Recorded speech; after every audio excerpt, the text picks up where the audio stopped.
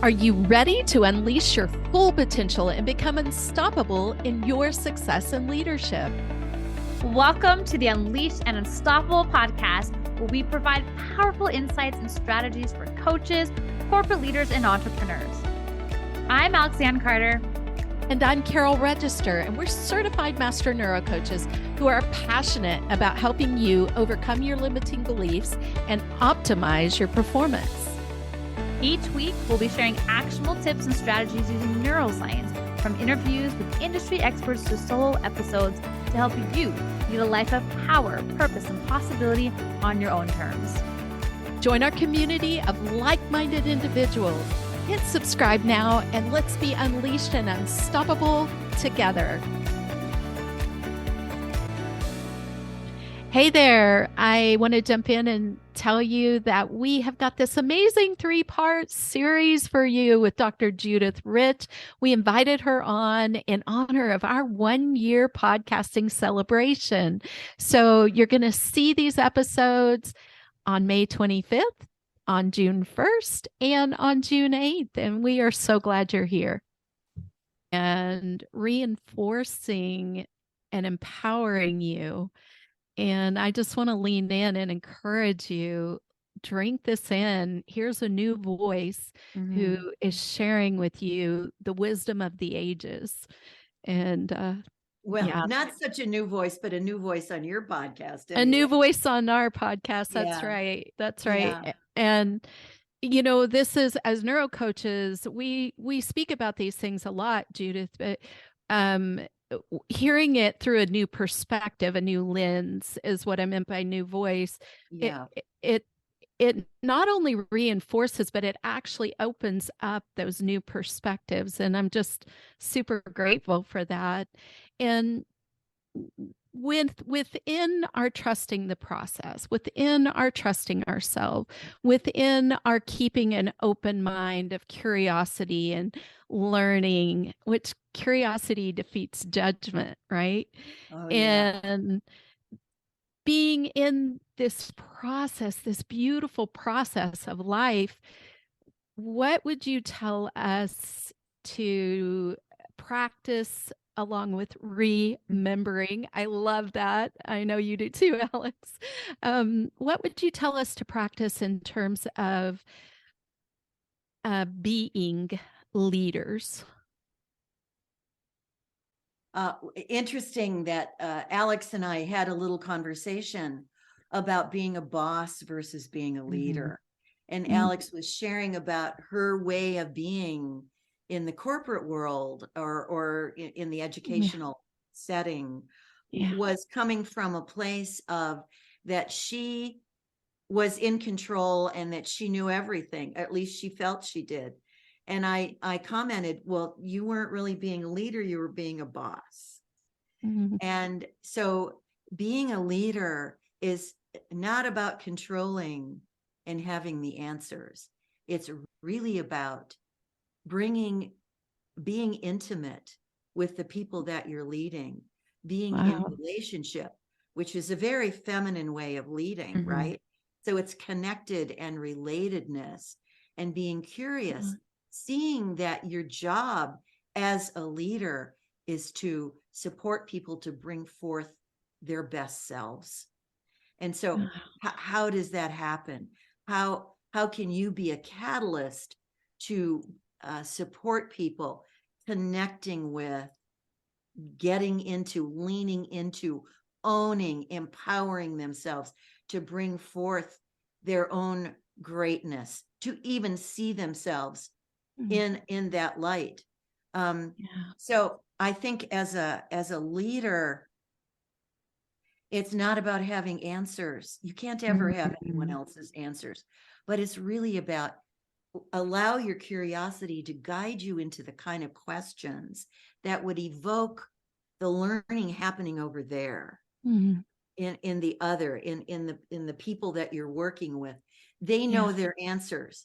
They don't know they know them. Yeah. Right. The empowerment piece. Yeah. So when I work with someone and I'll ask a question and if their response is, I don't know, I'll follow that up with, Would you like to know? Yes. Mm. Okay, good. Wow. Great. So what if you did know? If you knew, what would the answer be? If you knew. And there's always a place in people where they know. There's always that place. And we pretend not to know what we know. Mm-hmm. Sometimes knowing what we know, there's a price, there's a cost to know those things. We would prefer those inconvenient truths. We'd prefer not to know. So I think my role as a leader, our roles as leaders, is to be a catalyst for people, to be like the grain of sand in the oyster that causes the oyster, that creates enough irritation. You see that grain of sand? The reason the oyster produces the pearl is because the grain of sand is an irritant.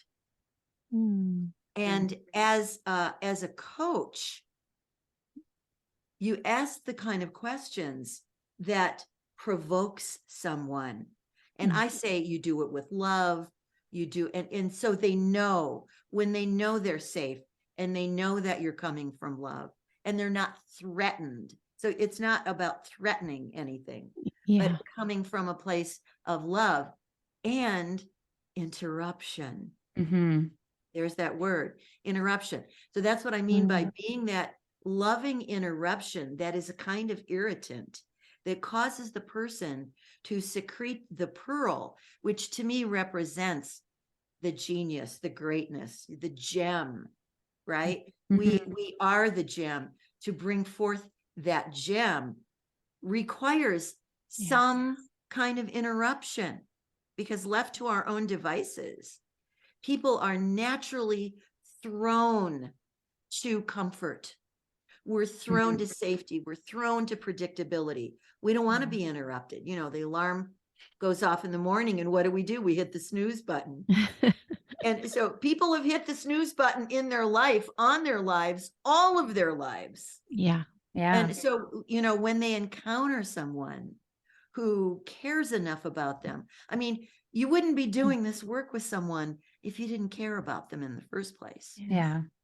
So when you're coming from that place of being a loving, caring interruption, and you can actually announce that, as a leader, you can communicate that, here's where I'm coming from.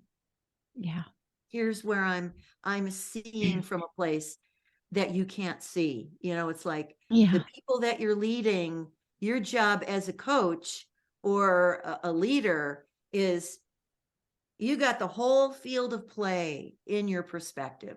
You see all the players, you see the movement, you see how the plays are progressing, you see where the plays are breaking down, you see where the players are breaking down, and they can't see it because they're in the action, and they've got their blinders on. But as a leader, your job is to hold the space for all of it, and to be able to be an interruption and provide guidance and illuminate a path to make a shift. Does that make sense?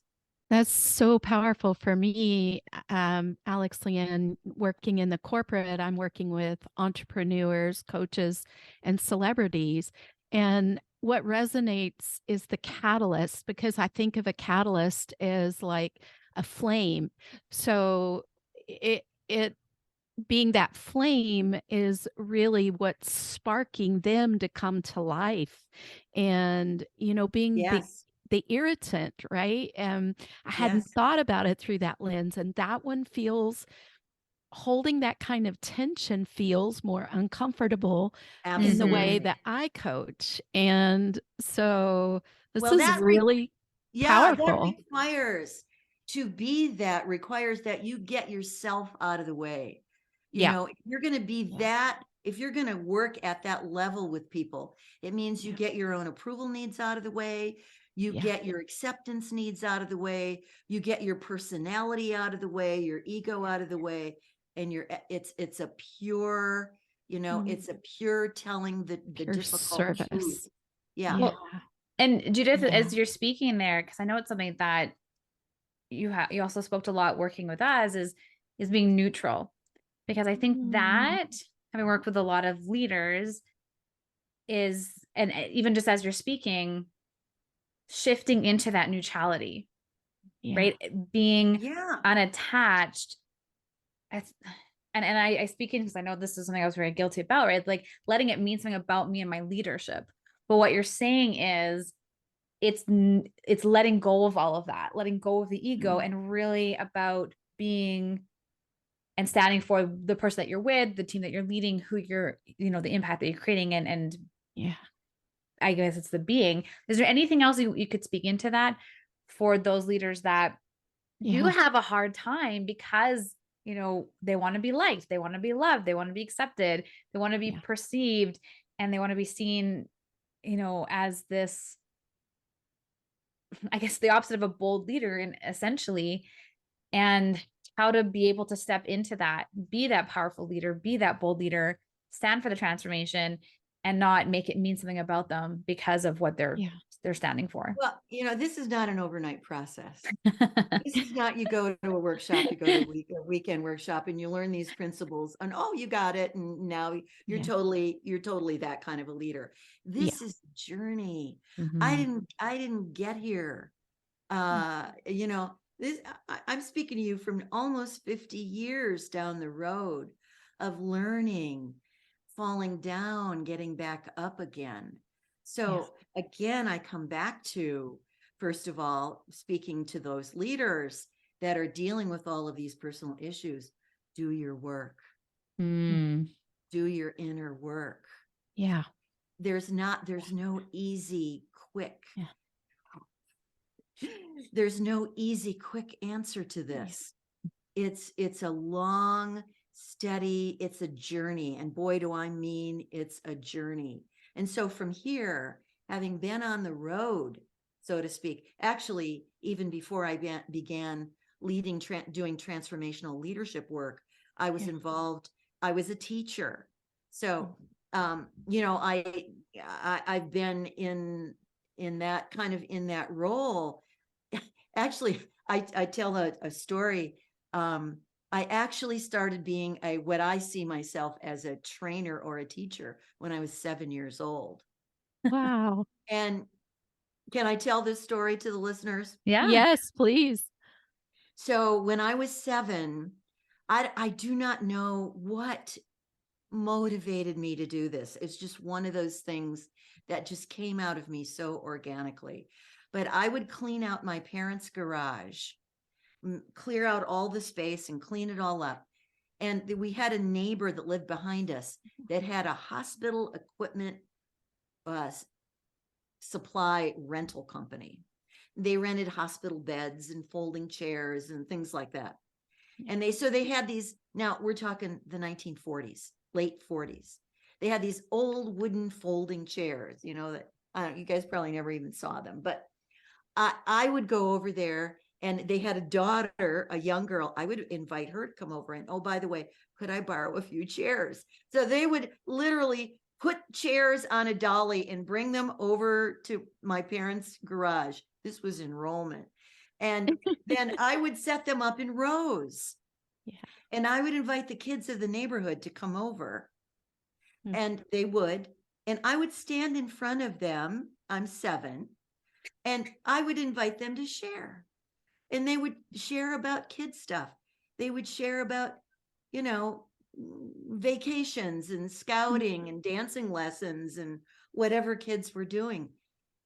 From that early age, I had this curiosity about people. I had a curiosity about wanting to know what made people tick and what were they up to and all of that. And I didn't even remember that or connect that dot until I had a dream many, many, many years later. And I realized, oh, this is who I've been all along. So I would say, look back to your childhood, to those things that you did that were pure joy, that nobody told you or nobody asked you. They just flowed out of you like water, that you loved. What were you drawn to as a child? that's probably a pretty good clue about where your zone of genius lies. Wow. Yeah. So I don't know That's if that answered your question, but Yeah, I mean, I think it's so interesting that that was a marker for you, and your brain can see that as evidence. We talk a lot about that, finding evidence for your success, and that was a piece yeah. of evidence saying, "Hey, I have this innate ability, a gift that can be unwrapped and used." And I love this. Well, I also shared a story yesterday, I think it was. I was speaking on a summit, and one of the stories I shared was in fourth grade, my teacher would leave the room to go use the restroom, and she would always ask me to be in charge. Did I share that with you, Alex? We talked about it on your podcast Okay, as well. okay. Yeah. She would always ask me to be in. I'm in fourth grade, so that's my granddaughter's in fourth grade. She's 10. So I'm 10 years old, and my teacher is asking me to be in charge of the room while she left. What I didn't know what that meant. I didn't know what I was supposed to be doing. Like, is there something I'm supposed to do while she's out of the room with the rest of the room? I didn't know. So I didn't do anything. But Yeah, I look back to that, and that teacher saw something in me that I didn't yet see in me. I didn't yet yeah, know about myself. There was some demonstration of some quality that she felt she was going to put me in charge And you of the said room. something there, Judith, like I didn't know what to do, but what my mind went to is your being. And I Yes. think that that's what gets disconnected a lot of yeah. times with leaders She is that saw. Yeah, is when we are showing up as leaders, we often are focusing on the things that we're doing. And you've really driven home like, well, a few things. One is your being, the being curious, yeah, not having the ego drive your leadership, and really Mhm. looking at the journey and the process. And I think there's an expression like wanting to be like, quote unquote, the dumbest person in the room, right? But it's really it's looking at it from that angle in a sort of sense, not in a yeah. negative way, but in a positive way of like, be curious, Mhm. get ask questions, knowing that it's in somebody else, Be or sorry, that it's neutral. in Yeah, them, and that yeah. you do get to be neutral, and that it's a journey. You Mhm. don't, I Oh, mean, it definitely is. And to understand that your job as a leader is not to have the answers. Yeah, It's not your job to have the answers. So yeah. yeah. understand your role as a leader. It's not That's about controlling or yeah. having the answers, but it's about utilizing the human Mhm. potential of the Mm, Love that. people that you're working with. Developing your job is to develop, be a catalyst for the Mhm. development of their potential so that they know their answers, they arrive at their solutions. Because chances are, well, first of Yeah, all, we can never know another person's answers. mm, yeah, Yeah. yeah. So, Love but that. that is something that still puts the wind in my sails. You Yeah, know, I'm still going. I still at 81, I still feel like, I'm inspired by Einstein, who yeah. said, I know nothing. Mhm. Yeah, Einstein, yeah. who said, I yeah. know nothing. In terms of the realm of knowledge and all there is to know, Yeah. I know nothing. And even now, what we're finding out in quantum physics is not all of Einstein's science is in line with that. We're going beyond that. I love that. I have a question out of curiosity. What does it look like to live life in your shoes as 81 years old? So I'm in my 60th year of life, and so I'm not far behind. What You have so much energy, you have the vibrancy, and it's clear that you use the tools to train your mind and your heart and your soul. What does it look like to be you on a daily basis? Well, first of all, it looks like you often wake up at 3:30 in the morning. Mm, 3:30 to 5:30 is my wake up time. mm, Often, I mean, it's just not unusual. Now, I'm usually asleep by 9-ish. So it's just the cycle that I'm in. So I love those dark, early morning, quiet hours. It feels like a magical time. Yeah. Now, what I do in those dark, magical hours, and I have kind of a routine, a morning. Here's one that will surprise you. Okay. I love spelling bee. Do you know spelling bee? I love so here's a way that I keep the neurons in my brain firing and sharp is I play spelling bee every morning at 4:00 in the morning. I love that. It's a game on the New York Times. It's a word game, and I love words. I'm a wordsmith. I'm a writer. I love words. And so it's a game that looks like a little daisy petal with a letter in the center and then a letter in 6 petals all the way around the outside. Wow. And you are to come up with as many words as you can. Every word has to have the letter in the center. And then there are 1 or more pangrams, which utilizes all of the letters. And so I love doing spelling bee in the wee hours of the morning. It's like I'm a kid going to the Christmas tree. I mean, I can feel the dopamine. I can feel the neurons firing and the dopamine firing. Yeah. But I'm telling you, it really sharpens my mind. It's just like bam, bam, bam, bam. Oh, look at this word. You look at it and at first I see nothing. I just see a bunch of random letters. Yeah. And then the patterns start to emerge. And then when I get when the pangram jumps out at me, or I could be out taking my morning walk, which is another part of what it looks like to be me, 3 to 5 miles, like most days. Out there on the walk, and bam, a word comes to me from spelling bee. I wasn't thinking about it. The pangram, I say, comes in from the field. The pangram comes in from the field, and boom, there it is. I'll go back home and put it in. So I have 3 word games I play. Spelling bee, Wordle. You guys know about Wordle? I've heard of it. And phrasal. And phrasal. It's kind of a relative of Wordle. And they're all word games, and they really, it's that neurohacking that keeping the brain sharp. And I really do feel it. And then it looks like, so now I sink into, so now it's like maybe 7:30 or 7:00 in the morning. Now I want to do my morning read. I get my Mark Nepo. I read my morning read of meditation with Mark Nepo. I saw that in your Facebook group. I was like, okay, I'm gonna have to pull this one up. I'm really curious. You want to talk about gold? Oh my goodness, this is a book of gold. It's short daily reads with a brief meditation at the end. And so I do my Mark Nepo read, and then I'm also reading A Course of Love, which is. Do you know about the Course of Love? I don't. Is it something in line with the Course of Miracles? Yes, it calls itself the continuation of the Course of Miracles. Okay. It's about 700 and some pages. It's like a big, I remember you showing the book to us. Yeah. Yeah.